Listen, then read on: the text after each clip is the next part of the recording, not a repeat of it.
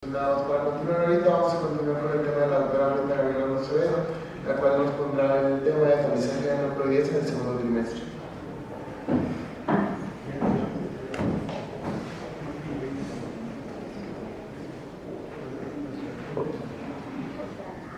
Hola, muy buenos días. Bueno, como ya me presentaron, soy Brenda Gabilondo.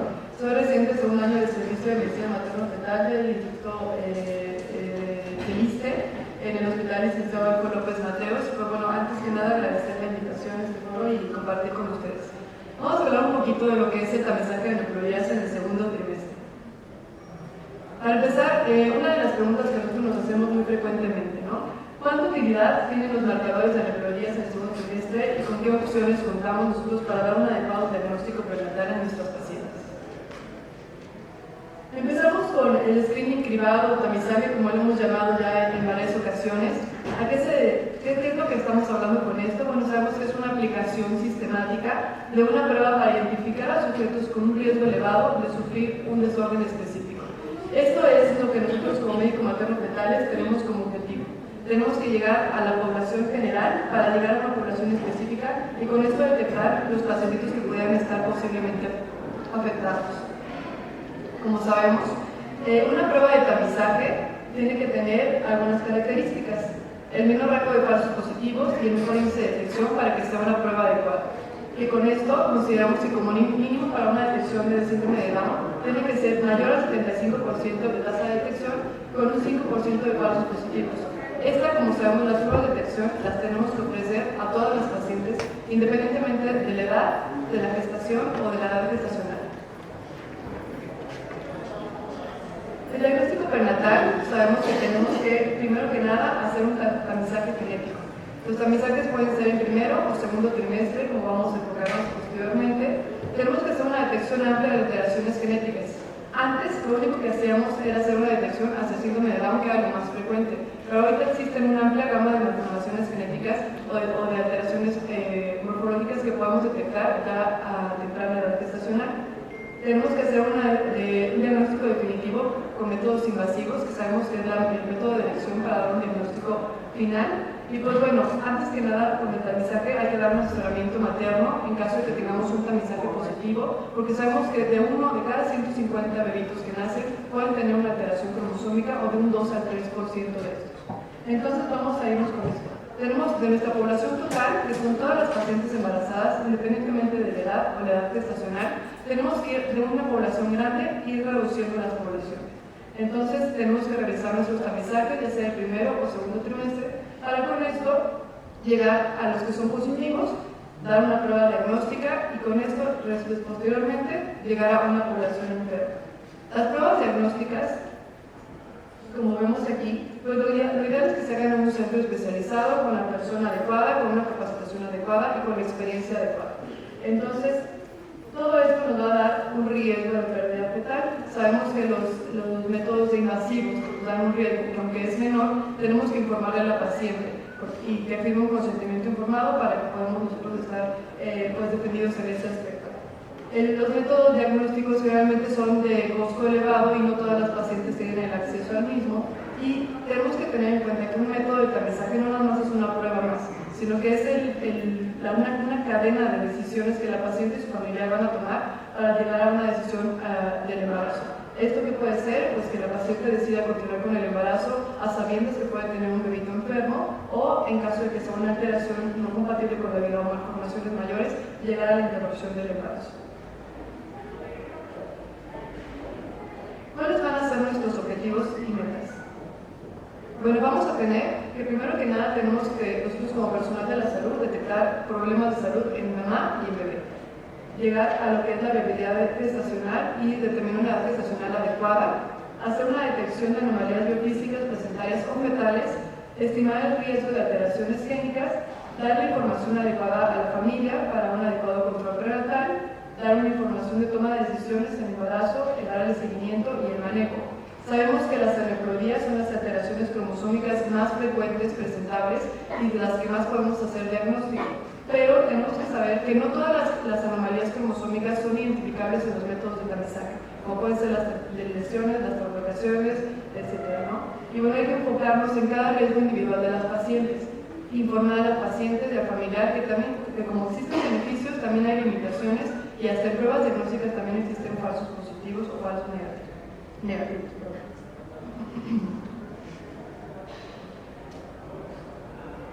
Vamos a tener que los tamizajes los tenemos primero y segundo trimestre y vamos a hacer ecografías o métodos bioquímicos.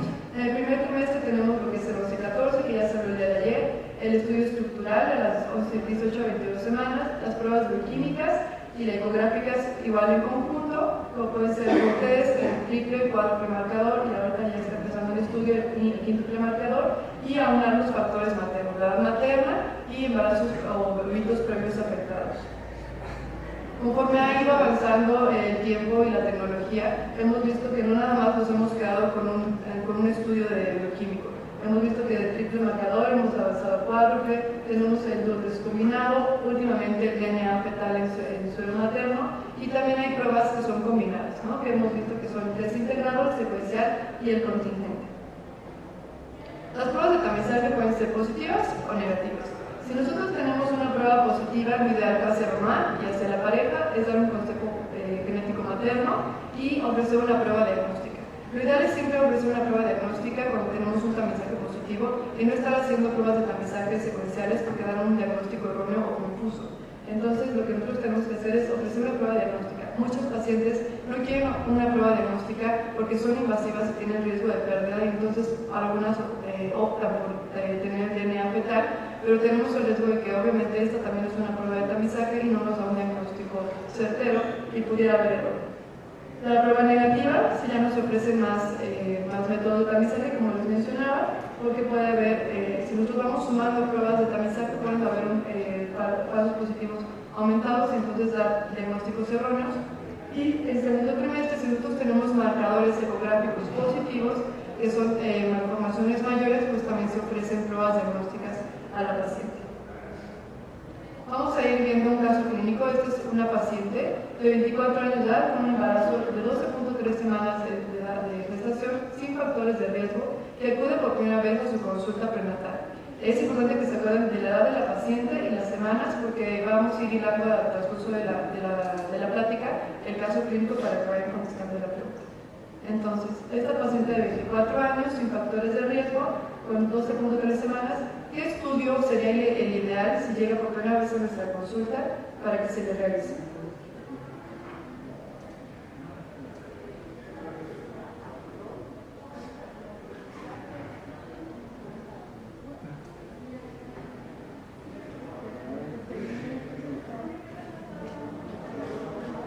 ¿Pueden dar respuesta, por favor?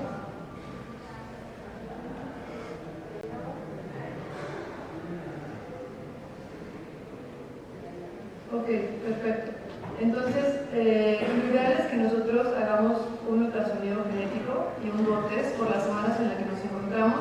Sonograma genético no, porque se hace a partir de la semana, dependiendo si hacemos un estructural temprano, a partir de la semana 16, 17, o ya el estructural por las semanas en las que corresponde, de la 18 a la 22. Entonces, pues efectivamente, lo que nos toca es hacer un ultrasonido genético y un DUO test. Entonces, el tamizaje en segundo trimestre, ¿qué es lo que nosotros vamos a realizar? ¿Qué es lo que podemos ofrecer a nuestra paciente?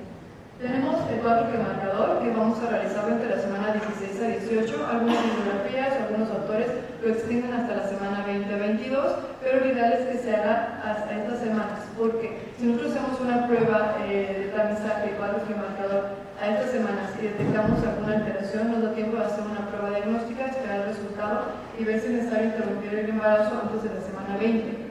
La tasa de detección es de un 70 o 75%, con falsos positivos de 3 a 5%. Posteriormente a este estudio, más o menos a la semana 16-17, podemos nosotros ofrecer a la paciente, en caso de que haya alguna duda o este marcador sea positivo, una ecografía temprana.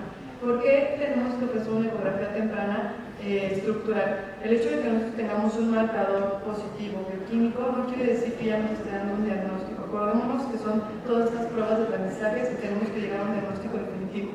El que tengamos un cuádruple marcador positivo no quiere decir que en ese momento tengamos que decirle a la paciente que interrumpa el embarazo, sino que tenemos que corroborar que existan algunas malformaciones que son detectables por ecografía. el sonograma genético, que ya se hace a la semana 18-22, que es un ultrasonido morfológico ya más detallado, donde podemos observar toda la estructura del cuerpo.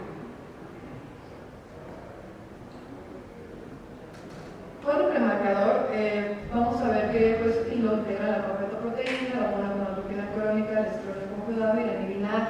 No es tema de esta clase ver a qué se dedica, ¿no? Si cuando está alto, cuando está bajo en suelo materno, pero sabemos que dependiendo del nivel en suelo materno nos puede orientar a diferentes cromosomopatías o nos puede también orientar a algunas otras alteraciones que no tienen que ver con cromosomopatías, como a lo mejor restricción de crecimiento, preeclampsia, óbito, enfermedades trofoblásticas, etc. Entonces, por esto es que la importancia de que nosotros tengamos un marcador bioquímico no nos oriente directamente a un diagnóstico y a una interrupción del embarazo, sino que también tomemos en cuenta que pueden haber todas estas entidades y entonces nosotros orientarnos y apoyarnos a base de la ecografía.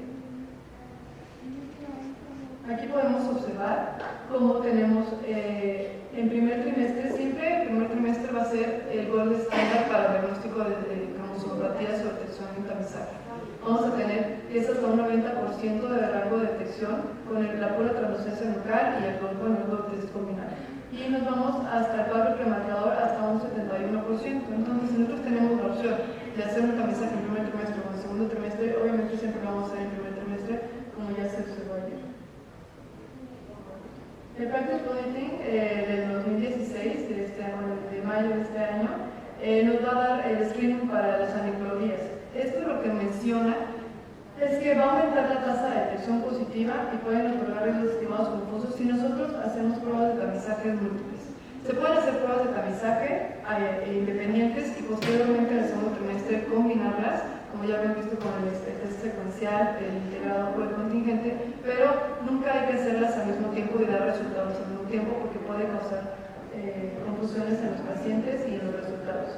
Perdón por la tabla, está un poquito cargada, pero lo que quiero que veamos aquí es que tenemos diferentes pruebas diagnósticas en cuanto a bioquímicas y entonces tenemos el test integrado, el secuencial y contingente tienen una alta tasa de detección, pero son más recomendables que se hagan el contingente y el secuencial porque obviamente lo que tenemos que hacer son pruebas seriadas. Se hacen a la semana 11-14 y nuevamente podemos hacer una a la semana 15-22 con marcadores bioquímicos y podemos observar que el triple marcador tiene muy baja tasa de detección a diferencia de lo que sería el cuádruple marcador o los test combinados.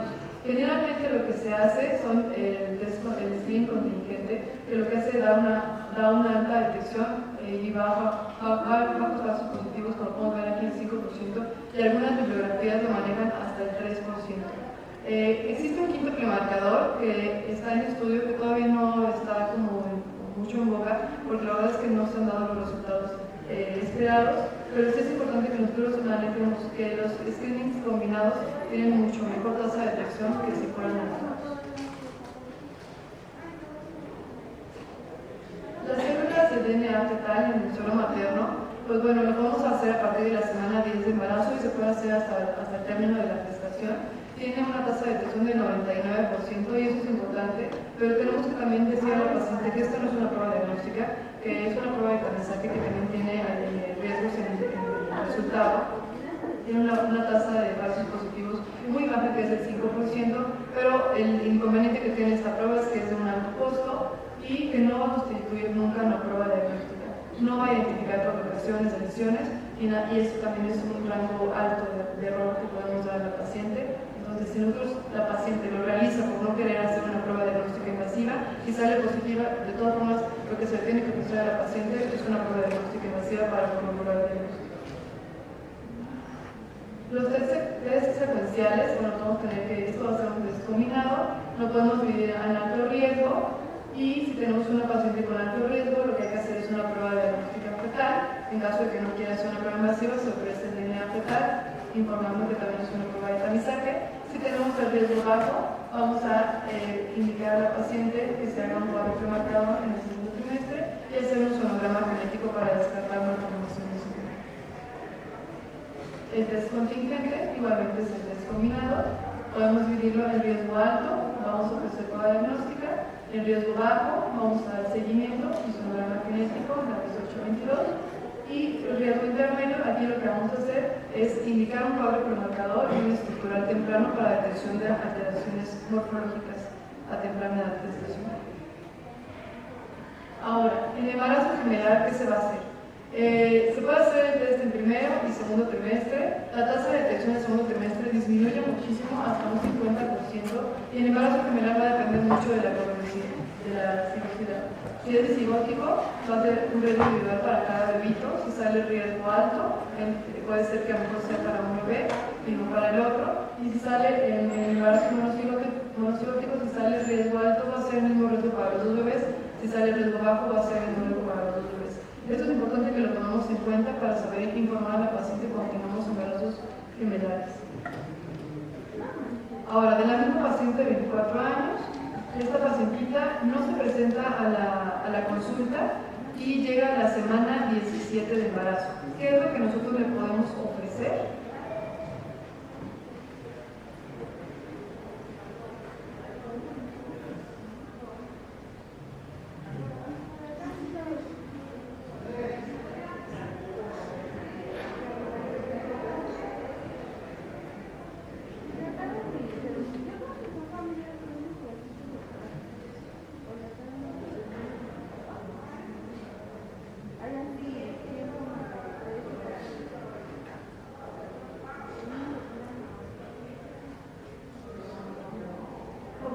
Efectivamente, lo que nosotros ofrecemos ya en la semana 17, si no tuvimos la oportunidad de hacer un screening a temprana edad, porque la citamos en la 12.3, no se realizó el test combinado, lo que nosotros tenemos que ofrecer a la paciente es hacer un estudio estructural temprano para detección de malformaciones en esta etapa gestacional y ofrecer un cuadro premarcador.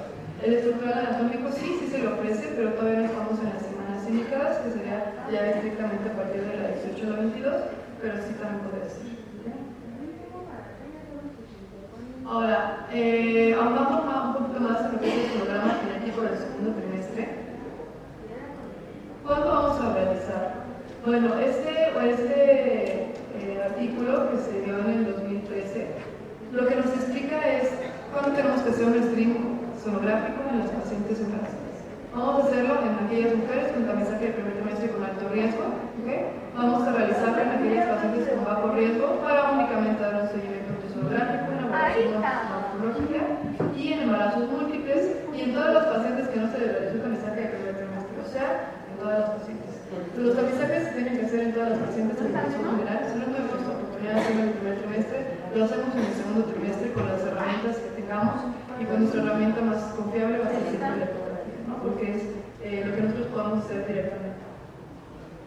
Estos marcadores ecográficos que van a hacer son hallazgos que representan una variante anatómica de la normalidad que a pesar de no ser una anomalía morfológica se va a asociar a mayor riesgo de colonoscopatías o malformación fetal.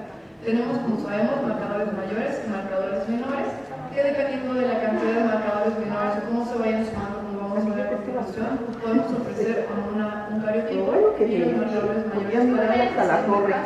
Ya me digas hasta la torre. El ultrasonido como tamizaje en segundo trimestre sí es válido, pero es menos efectivo en comparación del primer trimestre para el diagnóstico de síndrome de Down, porque la tasa de detección va de un 50 a un 70% en fetos afectados. Entonces no es que no lo tengamos que hacer, se tiene que hacer en todas las pacientes, pero sí tener en cuenta que para el diagnóstico de síndrome de Down el tamizaje del primer trimestre es efectivo. Tenemos que este sonograma se hace idealmente en la semana 18-22. Algunos autores o algunos médicos se extienden hasta la semana 24. La detección principal va a ser para esas trisomías, 13, 18, 21 monosomías, pero pues obviamente tenemos marcadores mayores y marcadores menores. Lo que tenemos que hacer es identificar con mayor frecuencia lo que son los síndrome de Down y los fetos sanos, porque las alteraciones de trisomía 13 y trisomía 18 son muy marcadas, son defectos que se expresan mucho, entonces las anomalias estructurales son más detectables por ultrasonido que en síndrome de Down o algunas otras alteraciones. Los marcadores menores son frecuentes en fetos sanos, como podemos ver un foco ecogénico intracardíaco, una venculomegalia leve, y entonces lo que tenemos que hacer es, por ejemplo, tenemos el pliegue nucal, que a nosotros al observarlo tiene una mayor tasa de detección que un foco ecogénico. Entonces, aquí las tasas de detección nos vamos a un 73%, como hemos visto, puede ser de un 50 o un 70% el rango de detección, con un falso positivo del 4%. Esta tablita no la voy a leer toda, pero bueno, son marcadores mayores y marcadores menores. De los más importantes que hay que tener en cuenta, pues tenemos la ventriculomegalia, el hueso nasal hipoplásico ausente y el pliego nucal aumentado. Estos tres son los marcadores menores que mayor detección nos pueden dar para brindarnos a un diagnóstico de síndrome de Down. En caso de que nosotros encontremos algún marcador menor, lo ideal es ir en busca de todos los demás marcadores intencionalmente con una ecografía completa y detallada. Bueno, aquí, al haberse encontrado sin alteraciones el estudio previo que nosotros realizamos, que fue el de estructural temprano y el cuadro premarcador, ¿qué seguimiento debe realizarse a la paciente en este momento?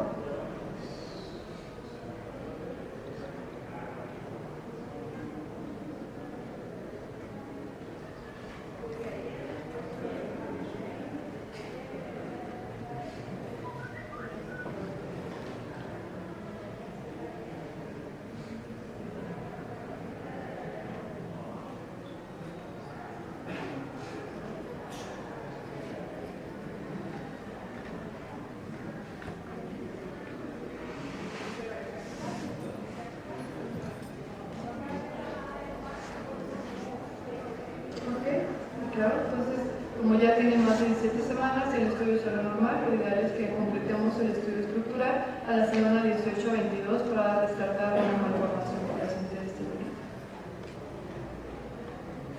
Tenemos el metaanálisis del segundo trimestre para marcadores de trisomía de Nicolaides, en el que vamos a hablar un poquito de esta tabla. No me voy a ir a decirlas todas, pero sí lo más importante y a qué se refiere.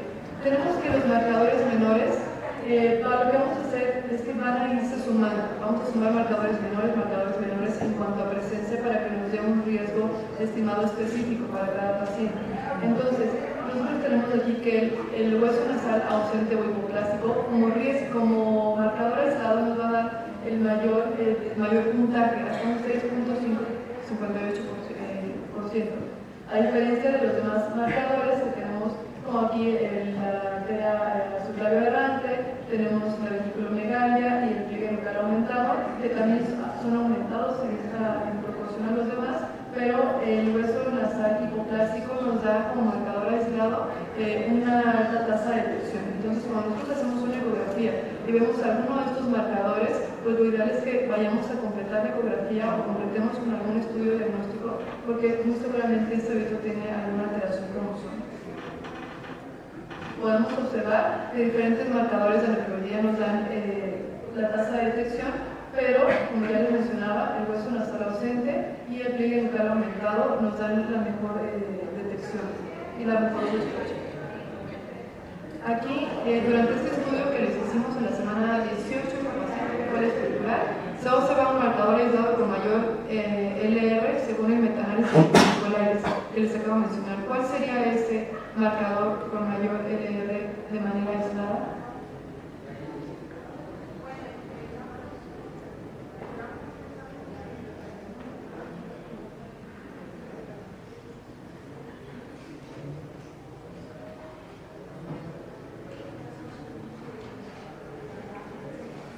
Exacto.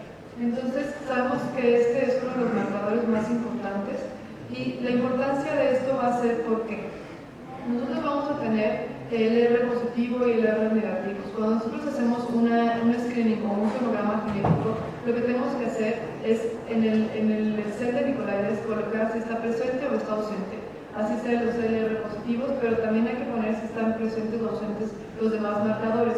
Esto lo que va a hacer es juntar, sumarlos todos, multiplicarlos y darnos un resultado para que nosotros, con el riesgo a priori de la paciente, y como sabemos es el riesgo que se nos otorga a cada paciente embarazada por la edad gestacional y edad materna, lo vamos a multiplicar para que nos dé un riesgo específico final en cuanto a riesgo para cromosomopatía. Entonces aquí nosotros podemos observar que no es lo mismo que tengamos un riesgo de una paciente de 36 años a la semana 12, que sería un riesgo de 1 en 196, a la semana 20, que se va hasta 1 en 238. Entonces es importante que cada riesgo a priori de las pacientes lo tomemos en cuenta para que con el riesgo de LR positivo y LR negativo los conjuntemos y tengamos un riesgo específico en cuanto al sonograma. Aquí es un ejemplo de la misma paciente que les mencionaba en la tabla previa, la mujer de 36 años con un riesgo a priori a la semana 20 para el síndrome de Down era de 1 en 238. Cuando nosotros no tenemos marcadores ecográficos y utilizamos la tabla de Nicolaides, poniendo todo negativo, LR positivo y negativo, nos va a dar un riesgo de 1 en 1830, o sea, es un riesgo bajo. Pero si nosotros encontramos un foco ecogénico intracardíaco y ponemos otra vez la misma tabla, nos va a un riesgo de 1 en 250. Igualmente con una vejiga ecogénica, 1 en 144. Pero si nosotros ponemos en la misma tabla los dos factores, o sea, los dos hallazgos ecográficos, nos vamos hasta un riesgo de 1 en 19, que es un riesgo muy alto. Y les quiero poner este otro ejemplo, que es de los marcadores que les estaba mencionando. Marcador ecográfico con pliegue nucal aumentado, nada más el puro pliegue nucal aumentado nos da un riesgo de 1 en 56, el puro hueso nasal hipoplástico nos da de 1 en 32, y si sumamos los dos nos da el riesgo de 1 en 1. Entonces, eso es lo que quiero que ustedes se den cuenta de la importancia de estos marcadores ecográficos y del hecho de que nosotros podamos utilizar esta herramienta. Las pruebas de tamizajes positivas, lo que tenemos que hacer, que ya habíamos visto, un ultrasonido y pruebas séricas en caso que corresponda, DNA fetal en caso de que la paciente si sale positiva no quiera realizarse una prueba invasiva, biopsia de velocidades plurales de amniocentesis dependiendo de las semanas de gestación y, como ya habíamos visto, no realizar pruebas simultáneas por el rango de error que puede existir y confusión en el diagnóstico. Entonces, con los hallazgos del ultrasonido previos, ¿qué ofreceremos a la paciente para el diagnóstico definitivo? Si ya identificamos que tiene hueso nasal.